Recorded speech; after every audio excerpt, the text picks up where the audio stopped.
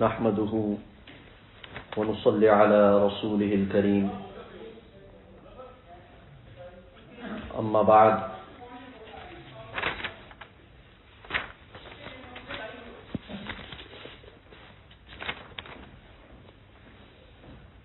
عن أبي ذر أن النبي صلى الله عليه وسلم قال ما من رجل يكون له إبل أو بقر أو غنم لا يؤدي حقها إلا أوتي بها يوم القيامة أعظم ما تكون وأسمنه تطأه بأخفافها وتنطحه بقرونها كلما جازت أخراها ردت عليه أولاها حتى يقضى بين الناس متفق علیہ۔ میرے عزیز ساتھیوں، رمضان المبارک کا بابرکت مہینہ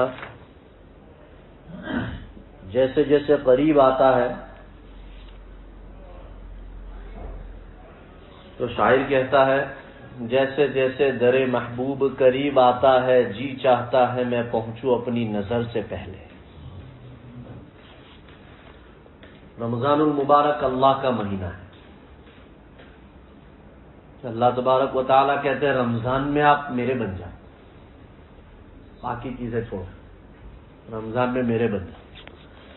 رمضان المبارک میں ویسے تو دیکھو ایک زکوٰۃ ایک الگ فریضہ ہے، رمضان کے روزے رکھنا ایک الگ فریضہ ہے، لیکن عام طور پر دیکھا گیا ہے کہ اکثر جو ہمارے حضرات ہیں وہ رمضان المبارک کے اندر زکوٰۃ کو دینا پسند کرتے ہیں۔ حالانکہ زکوٰۃ اس وقت واجب ہوتی ہے جب سال پورا ہو جائے۔ اب آپ کا سال جو ہے اگر رمضان سے پہلے پورا ہو جاتا ہے، آپ کی سیونگز کے اوپر یا آپ کے سونے چاندی جواہرات جو بھی ہے گھر کے اندر جن جن چیزوں پر زکوٰۃ فرض ہوتی ہے تو اس پر پھر اسی وقت زکوٰۃ واجب ہو جاتی ہے۔ پھر اگر آپ کہو کہ میں رمضان کا انتظار کروں گا اور رمضان المبارک میں زکوٰۃ دوں گا تو یہ صحیح نہیں ہے، اور وقت سے پہلے بھی زکوٰۃ فرض نہیں، تو اگر کسی چیز کی فرضیت وقت سے پہلے نہیں تو اس کا ادا کرنا بھی مناسب نہیں۔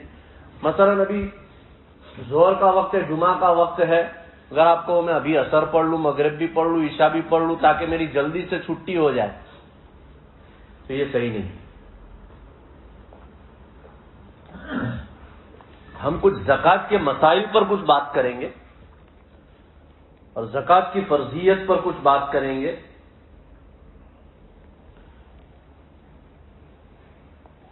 کہ زکوٰۃ فرض کب ہوتی ہے؟ رمضان میں اس کے دینے کا ایک فائدہ یہ ہے کہ بھئی رمضان المبارک کے اندر نیکیوں کا بھاؤ بڑھ جاتا ہے۔ آپ عام دنوں میں ایک نماز پڑھو، رمضان کے اندر وہی نماز پڑھو تو اس کا بھاؤ بڑھ گیا۔ اسی طرح رمضان کے علاوہ آپ 1 روپیہ خرچ کرو اور رمضان کے اندر وہ 1 روپیہ خرچ کرو تو وہ پھر 1000 کے برابر ہو جاتا ہے۔ اس لیے فرمایا کہ زکوٰۃ فرض ہے، اگر آپ کی زکوٰۃ بنتی رمضان میں ہے تو رمضان میں دو، ورنہ رمضان کے علاوہ دے دو اس کو، زکوٰۃ کو۔ زکوٰۃ فرض کب ہوتی ہے؟ صدقہ فطر 2 ہجری میں واجب کیا گیا تھا۔ زکوٰۃ کی فرضیت کے بارے میں اگرچہ علماء کے یہاں اختلافی اقوال ہے، مگر صحیح قول یہ ہے کہ زکوٰۃ کی فرضیت کا حکم ہجرت سے پہلے مکے ہی میں نازل ہو گیا تھا، مگر اس حکم کا نفاذ مدینے میں ہجرت کے دوسرے سال رمضان کی پہلی تاریخ کو ہوا ہے۔ گویا زکوٰۃ 1 رمضان 2 ہجری میں فرض قرار دے دی گئی اور اس کا اعلان کر دیا گیا۔ زکوٰۃ ایک ایسی چیز ہے ان عبادات میں سے ہے جو پچھلی امتوں میں بھی فرض تھی، اور آپ جو جتنے بھی فرائض ہے، نماز ہے، زکوٰۃ ہے، روزہ ہے، حج ہے، جہاد ہے، آپ قرآن کی روشنی میں دیکھو تو وہ پہلی امتوں میں بھی فرض ہے۔ لہذا زکوٰۃ بھی ان عبادات میں سے ہے جو پچھلی امتوں پر فرض ہے۔ زکوٰۃ کی اہمیت اور اس کی تاکید اس طور پر قرآن میں بیان کی گئی کہ قرآن مجید میں 32 جگہ زکوٰۃ کا ذکر نماز کے ساتھ فرمایا گیا ہے، جس سے نہ صرف یہ کہ نماز اور زکوٰۃ دونوں کے کمال اتصال کا اظہار ہوتا ہے، بلکہ یہ زکوٰۃ کی فضیلت اور تاکید کی دلیل بھی ہے۔ پھر یہ کہ قرآن کریم میں بہت سی جگہ زکوٰۃ کا علیحدہ بھی ذکر فرمایا گیا ہے۔ خداوند قدوس نے زکوٰۃ ادا کرنے والوں کو دنیاوی و اخروی اجر و ثواب اور سعادت اور نیک بختی کے دلکش اور سچے وعدوں سے سرفراز فرمایا۔ اللہ تبارک و تعالیٰ نے جس طرح نماز کے لیے اوپر مومنین کو وعدے کیے، اللہ تبارک و تعالیٰ نے زکوٰۃ کے اوپر بھی وعدے کیے، بلکہ خرچ کرنے کی جو فضیلت ہے، اور میں آگے بتاؤں گا، لیکن سرسری طور پر اشارہ کرتا ہوا چلوں کہ زکوٰۃ دینے کے بعد کوئی بندہ اپنے سینے کو چوڑا کر کے یہ نہ سمجھے کہ میں نے بہت بڑا احسان کیا جس کو زکوٰۃ دی اس پر، اس کو بار بار فون کرتا ہے، ملی نا، گنے نا پیسے، آپ نے برابر سے جیب میں رکھے ہیں نا پیسے، کہاں کہاں خرچ کرنا ہے وہ بھی اب اس کو وہی بتائے گا زکوٰۃ دینے والا۔ ہاں ابھی آپ نے یہ کرنا ہے اس پیسے سے، آپ نے وہ کرنا ہے اس پیسے سے، اور پھر برابر سے آج کل تو فوٹو کھینچتے ہیں۔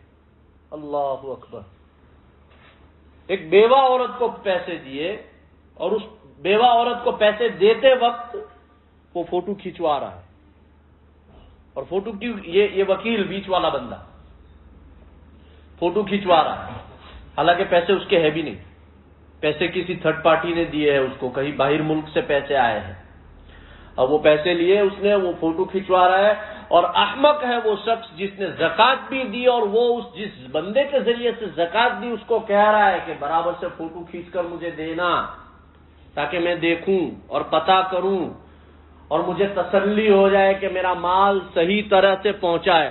اور وہ بیچاری بیوہ، اس کے کھانے پینے کے لالے ہیں، اور وہ دل کے اندر کہہ رہی ہے کہ اللہ تو مجھے اس جگہ پر اور اس موقع پر نہ لاتا تو میں ہرگز فوٹو نہ کھنچواتی، آج میری مجبوری میرے فوٹو کھنچوانے کا ذریعہ بن گئی۔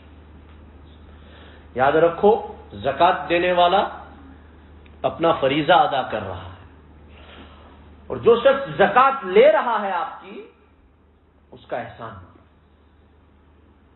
وہ آپ کا محسن ہے، آپ اس پر احسان نہیں کر رہے، واللہ وہ آپ پر احسان کر رہا ہے آپ کی زکوٰۃ کو لے کر کے۔ ورنہ حدیث کی روشنی میں یہ بات بتاؤں گا میں آپ کو کہ کل قیامت کے دن آنے سے پہلے ایک نشانیوں میں سے ایک نشانی یہ ہے کہ بندہ اپنی زکوٰۃ دینے کے لیے نکلے گا، وہ زکوٰۃ لینے والا کوئی نہیں ہوگا، اس کی زکوٰۃ لینے والا کوئی نہیں ہوگا۔ ایک بندے سے آپ ملو گے، وہ بندہ باہر چوراہے پر آپ کو ملا، آپ ڈھونڈ رہے ہو کسی کو کہ آپ زکوٰۃ دوں، اور آپ اس بندے کو کہہ رہے ہو کہ بھائی کوئی ہے آپ کی جان پہچان میں، کوئی ہے جس کو میں اپنی زکوٰۃ دوں۔ یہ حدیث نے، یہ منظر اللہ کے رسول صلی اللہ علیہ وسلم نے کھینچا ہے قیامت سے پہلے کا۔ وہ شخص کہے گا آپ کو کہ یار میری بھی دینی ہے، اگر آپ کسی کو جانتے ہو تو آپ بھی مجھے بتا دینا، میری بھی زکوٰۃ دینی ہے۔ واللہ اس فریضے سے محروم رہ جائیں گے، اس فریضے سے محروم رہ جائیں گے۔ تو اس لیے فرمایا کہ زکوٰۃ جو ہے آپ دو تو آپ اس بندے کا احسان مانو کہ جس نے آپ کی زکوٰۃ لی ہے۔ زکوٰۃ کن لوگوں پر فرض ہے؟ فرمایا ہر اس آزاد عاقل اور بالغ مسلمان پر زکوٰۃ فرض ہے جو نصاب یعنی مال کی وہ خاص مقدار جس پر شریعت نے زکوٰۃ فرض کی ہے اس کا مالک ہو، اور مال کامل 1 سال تک اس کی ملکیت میں رہا ہو، نیز وہ مال دین یعنی قرض اور ضرورت اصلیت سے فارغ ہو، اور نامی یعنی کہ بڑھنے والا ہو، خواہ حقیقتاً خواہ تقدیراً، اسی طرح مال میں اس کی ملکیت پوری طرح اور کامل ہو، اس پر زکوٰۃ فرض ہے۔ آج اس کا نصاب آپ لگا سکتے ہیں کہ 7.5 تولہ سونا یا اس کے بقدر مال، یا 52.5 تولہ چاندی یا اس کے بقدر مال، اس پر زکوٰۃ فرض ہے۔ اچھا، ابھی کچھ لوگ کیا کرتے ہیں کہ وہ سنار کے پاس جاتے ہیں، اور جانا چاہیے، ٹھیک ہے، تاکہ آپ کو اندازہ پتہ چل جائے کہ مال کتنا دینا ہے. اپنا بیوی کے جواہرات وغیرہ لے کر کے جاتے ہیں. اب وہ سنار کہتا ہے، مثلا اس نے کہا آپ کو کہ بھائی آپ کے مال کے اوپر کیلکولیشن کے حساب سے آپ کی زکوٰۃ بنے گی 150 پاؤنڈ اور 50 پینی. اب وہ کنجوس کیا کرتا ہے، 150 پاؤنڈ اور 50 پینی بھی ڈھونڈنے نکلے گا کہیں سے، اس کے پاس چینج نہیں ہوں گے کہ اتنا ہی دوں گا میں. ہونا تو یہ چاہیے کہ بھائی 155 دے دیتا، 4.5 پاؤنڈ کوئی اس کے لیے بھاری نہیں ہوتا. لیکن وہ کیا کرتا ہے کہ اپنی کنجوسی کا مظاہرہ کرتا ہے کہ بھائی اتنا ہے تو میں اتنا ہی دوں گا، اس سے 1 روپیہ زیادہ نہیں دوں گا. حالانکہ یہ زکوٰۃ جو ہے یہ آپ کا اللہ کے ساتھ ایک انشورنس ہے. آج کل لوگوں کے یہاں چوریاں جو ہوتی ہے نا، برگلر جو آتے ہیں اور جو رابری ہوتی ہے گھروں کے اندر اور دروازے توڑ توڑ کے اندر جا کر کے بڑی بڑی مقدار میں سونا نکال کر جاتے ہیں نا، اس کی اصل وجہ یہی ہے کہ اس نے اس کا انشورنس نہیں کیا تھا اللہ کے ساتھ. فرمایا اپنی زکوٰۃ وقت پر ادا کرو، اور قرآن نے یہ اشارہ دیا ہے کہ کچھ جو مقدار ہے اس سے کچھ زیادہ ہی دے دو، اس سے کچھ کم نہیں دینا.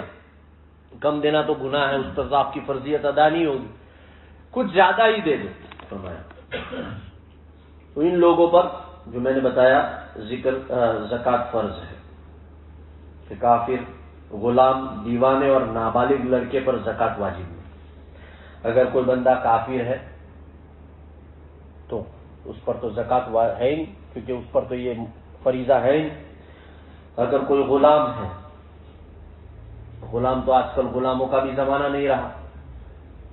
اور فرمایا کوئی دیوانہ ہے، پاگل ہے، مجنون ہے، اس پر زکوٰۃ، اس کو پتہ ہی نہیں چلے گا میں نے کیا دینا ہے کیا نہیں، اس کا ذہن ہی کام نہیں کر رہا ہے، اس پر زکوٰۃ فرمایا واجب نہیں.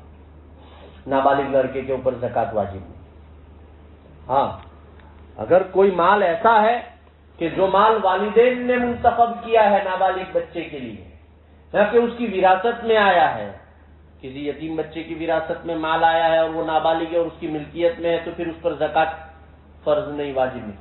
لیکن اگر والدین نے بچپن سے کہا کہ چلو میں سیونگ کرتا ہوں، اپنا بچہ جب بڑا ہوگا تو میں اس کو دوں گا، اور عام طور پر کرتے ہیں، اکاؤنٹ کھلوایا ہوا ہے ہم لوگوں نے اپنے بچوں کے لیے کہ ہم سیونگ کریں گے، جب بچہ 18 کا ہوگا تو میں اس کو دوں گا، اس پیسے پر زکوٰۃ واجب ہے، کیونکہ وہ پیسہ ابھی ماں باپ کا ہے، ابھی بچے کو دیا نہیں ہے. اگرچہ آپ نے ذہن میں یہ سوچ لیا کہ یہ میرے بچے کی ملکیت ہے، میں مروں مجھے کچھ ہو جائے تو وہ تو آپ کا سارا آپ کے بچوں کو جائے. تو فرمایا اس پر زکوٰۃ واجب ہے.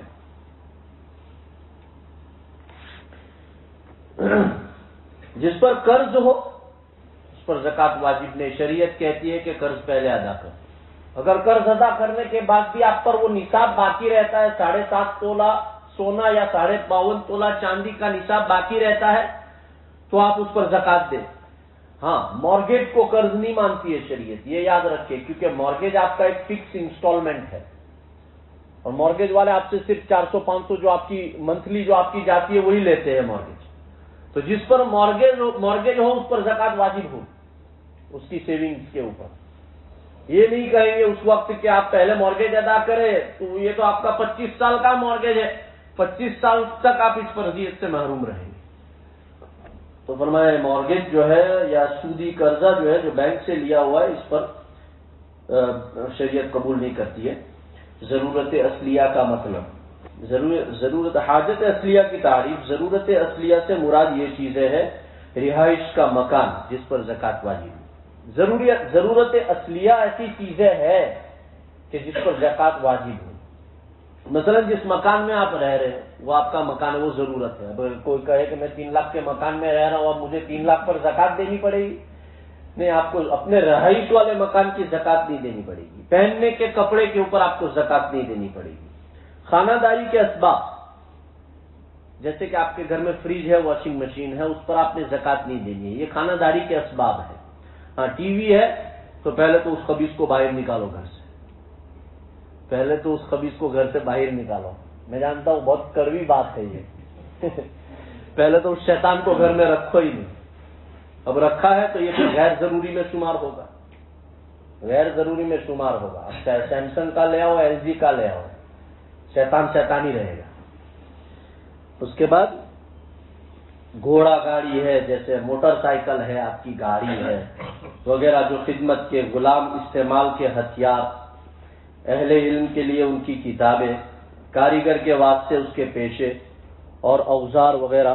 لہذا مثال کے طور پر اگر کسی شخص نے کوئی مکان تجارت کی نیت سے لیا ہے اور وہ مکان اس کی رہائش سے فارغ بھی ہو تو اس میں زکوٰۃ واجب ہوگی، اس میں زکوٰۃ واجب ہوگی۔ اسی طرح دوسری چیزوں کو بھی قیاس کیا جا سکتا ہے۔ اگر مکان اور غلام وغیرہ اپنی ضرورت حاجت سے فارغ ہو اور ان کی تجارت کی نیت نہ ہو تو پھر اس میں زکوٰۃ واجب نہیں ہوگی۔ کامل ملکیت، ابھی پہلے زکوٰۃ واجب ہونے کے شرائط بیان کرتے ہوئے یہ شرط بھی بیان کی گئی تھی کہ مال میں اس کی ملکیت پوری طرح اور کامل ہو۔ لہذا اس کامل ملکیت سے مراد یہ ہے کہ مال کا اصل مالک بھی ہو اور وہ مال کے قبضے قدرت میں بھی ہو۔ جو مال ملک اور قبضے میں نہ ہو یا ملکیت میں ہو قبضے میں نہ ہو یا قبضے میں ہو تو اس پر زکوٰۃ فرض نہیں۔ لہذا مکاتب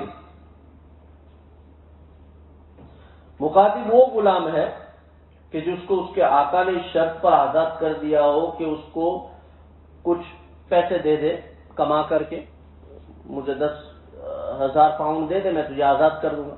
چونکہ اس وقت غلام کا سلسلہ رہا نہیں، اس لیے یہ مسائل جو ہے پھر بھی علم کی بڑھوتری کے لیے جان لینا ضروری ہے، اچھا ہے، کیونکہ اللہ کے رسول صلی اللہ علیہ وسلم کا فرمان ہے کہ قیامت سے پہلے جو ہے دنیا ساری اسی طرح ہو جائے گی جس طرح اس وقت ہے، تو پھر وہ غلاموں کا، اور جب جنگ ہوتی ہے تو پھر غلاموں کا سلسلہ شروع ہو جاتا ہے۔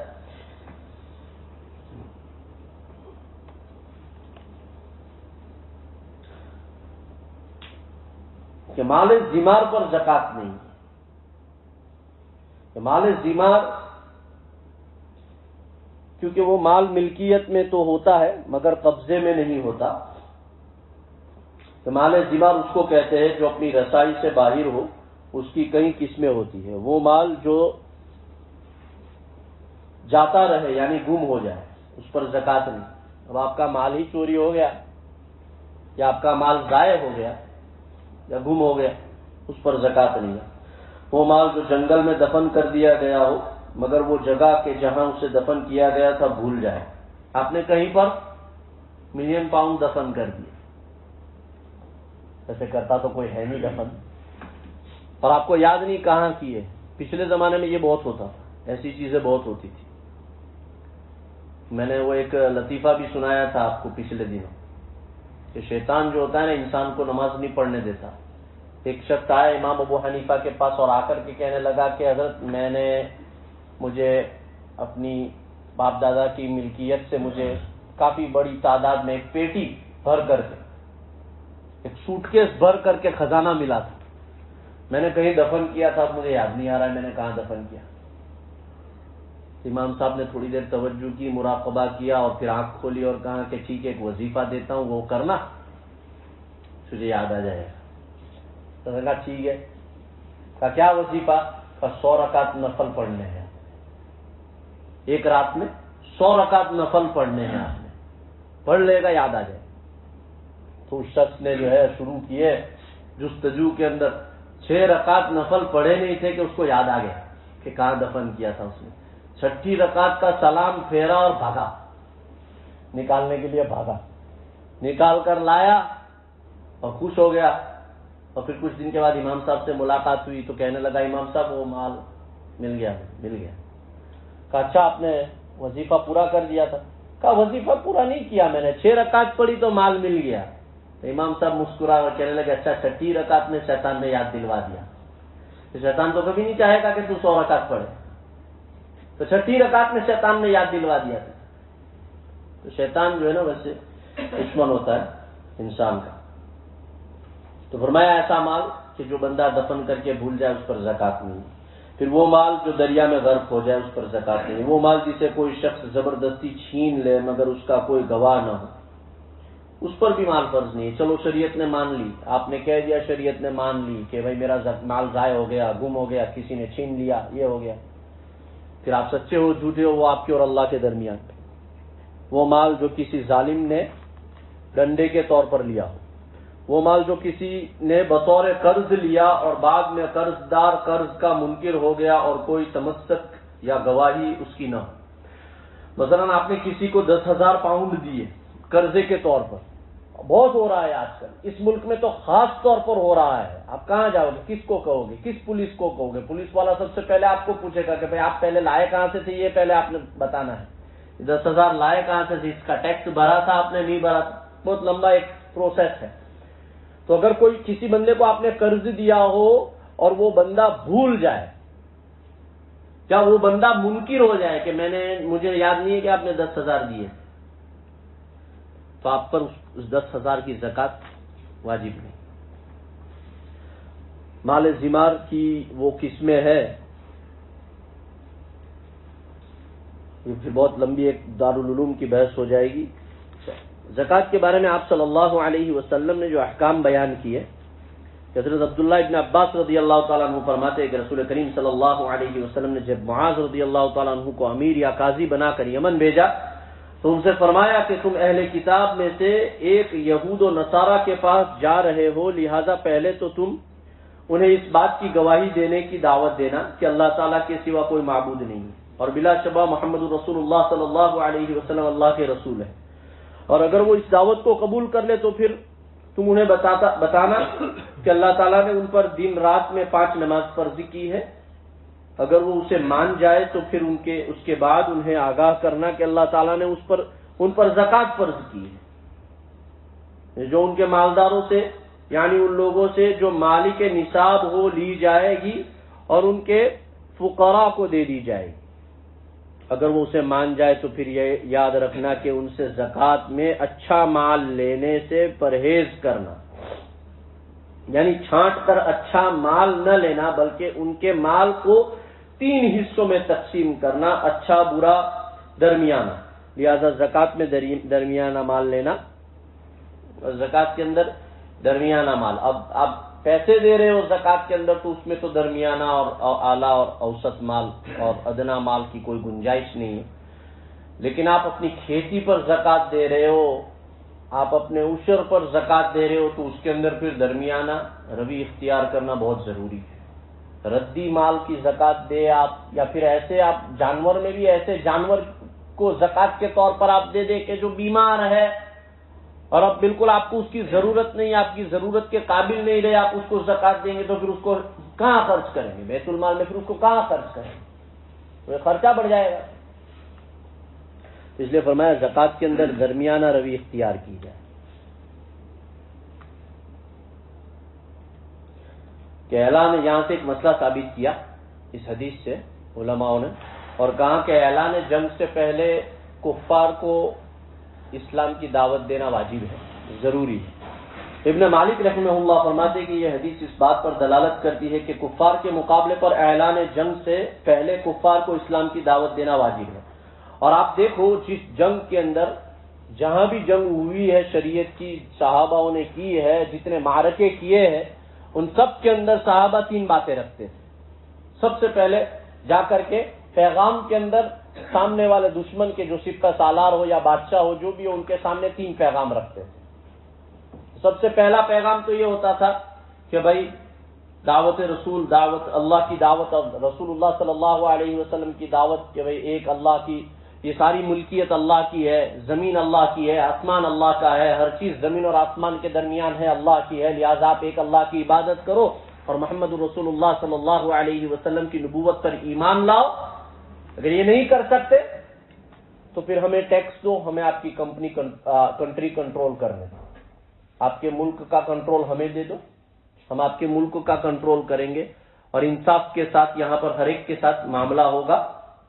آپ کی جو شریعت کے خلاف جو قانون داری جو ہے آپ کی، وہ نہیں چلے گی، اور ہمیں ٹیکس دیتے رہو آپ، ہم آپ کی کمپنی کے اصول کو چلائیں گے، اور اگر یہ بھی نہیں تو پھر ہماری تلواریں آپ کے ساتھ فیصلہ کریں گی۔ یہ 3 چیزیں جو ہے یہ واجب ہے، یہ شریعت میں جنگ سے پہلے یہ چیزیں واجب ہیں۔ تو بھائی آگے بہت مسائل ہے، انشاءاللہ آئندہ جمعہ کو اسی موضوع پر ہم بات کریں گے۔ وآخر دعوانا الحمدللہ.